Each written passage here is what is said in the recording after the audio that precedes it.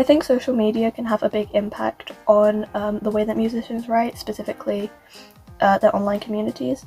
If fans have a good reaction to a song, then it's likely that the musician will, keep making things similar to that, whether it's just within the same genre or the kind of storyline or concept of the song is similar. I also know a couple of musicians who've written songs based on experiences that their fans have had. For example, a musician called Youngblood wrote a song about a trans fan and the experience that they had with that and how their parents reacted and so on. I personally am not a fan of him, but I know that that meant a lot to a lot of his fans, since a lot of them are a part of the community themselves.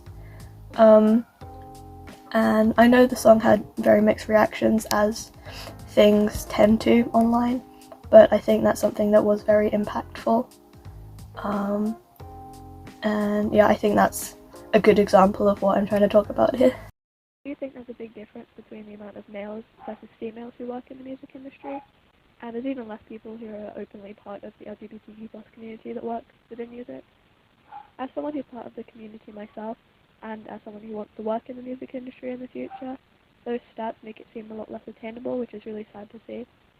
Of course, there are a lot of people in the community who work within music, but there's still a large gap there, and I hope that in the future a lot more people decide to work in this industry to help, or just, it'd be nice to see them being successful, and also it can really help younger people, such as myself, to feel like that is an attainable goal. And yeah. Musicians who are part of the community tend to have a lot of fans who are also part of the community, so the fans really understand what the musician is trying to say and the message they're trying to get across, because they've had similar experiences. And also they tend to find comfort in this artist and these artists because they can relate to them, and yeah, so they just kind of find comfort in them. There's definitely a lot of hate towards LGBTQ+ artists online, just from people who are against that for whatever reason, but generally a lot of artists don't really pay attention to it, since they tend to be very confident in their gender and sexuality, and they know that the people invalidating them really have no reason to, and that what they're saying isn't right, and that they are valid for who they are. Obviously, it doesn't mean that what people say is okay, but it's always going to happen, so it's good that they kind of don't take that to heart. Yeah, I just wanted to quickly show some of Twitter and Instagram, just to kind of show the kinds of musical communities that are online. So that's what this is.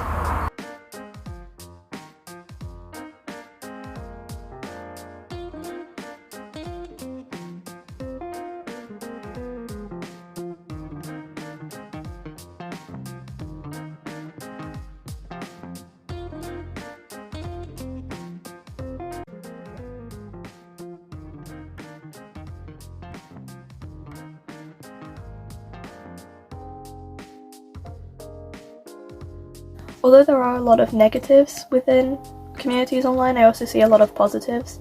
There are a lot of communities and a lot of people who have made friends through those communities.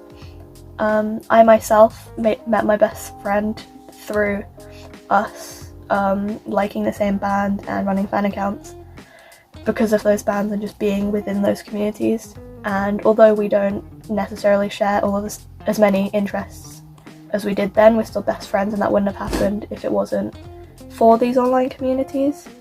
I also think it's nice to see musicians interacting with their fans, because it really helps to remind you that they're also human, since I think that's something that people forget often. Honestly, I don't feel like much else will change online. Rules are always implemented to stop a lot of disrespect and bullying that happens online, but I think, you can never get rid of all of it. I think it's always going to be there. However, although there are a lot of negatives, there are also always going to be the positives there, and I think it's important to look at that. I think social media could be a driving force to close this gap. People online have a lot of power, and I know there's a lot of artists who have become famous through TikTok, just making videos, and then people have seen them and so on, and now they're signed to major music labels. And even earlier on, years ago, some bands got noticed through YouTube and Twitter, and now they're, some of the biggest bands in the world. I'm not sure. I'm not as sure about how much social media helps with other sectors of the music industry, such as, um, producing. Since I don't really look that closely at that side. But with singers and songwriters, it can be very helpful to help them get the attention that they're looking for and to help them to build their careers.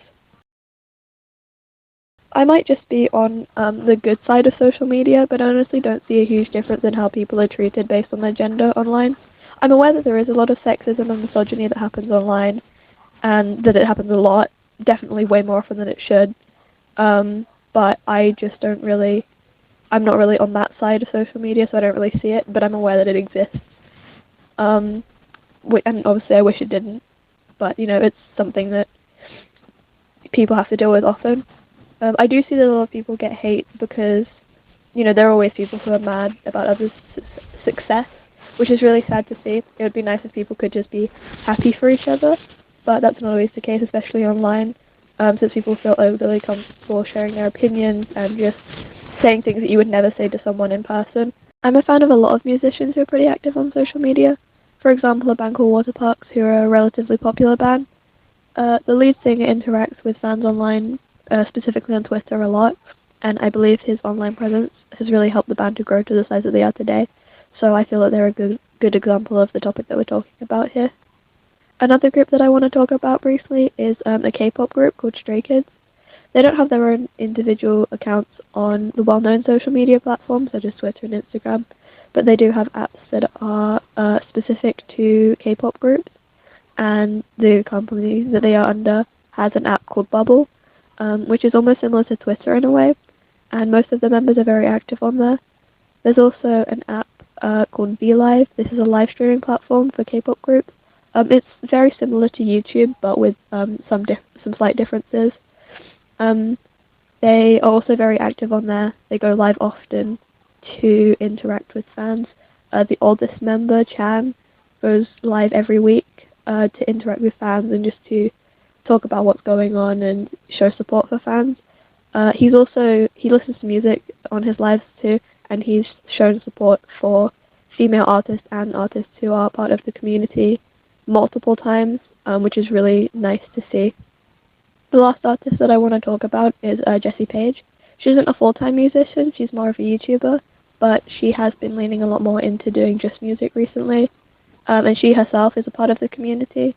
She spreads a lot of positivity and gives women who are part of the community hope and helps them feel as though they can do what she does, since she writes and produces her own music, which is a very admirable thing, and I know, not that it's a bad thing that some artists don't, but there are a lot of artists who don't, so seeing someone who does, write their own music is really nice to see. Like I said before, I met my best friend through us liking the same band and running fan accounts for this band, and although we don't like that group, nor do we run those fan accounts anymore, we're still best friends, and that wouldn't have happened if it wasn't for these online communities existing.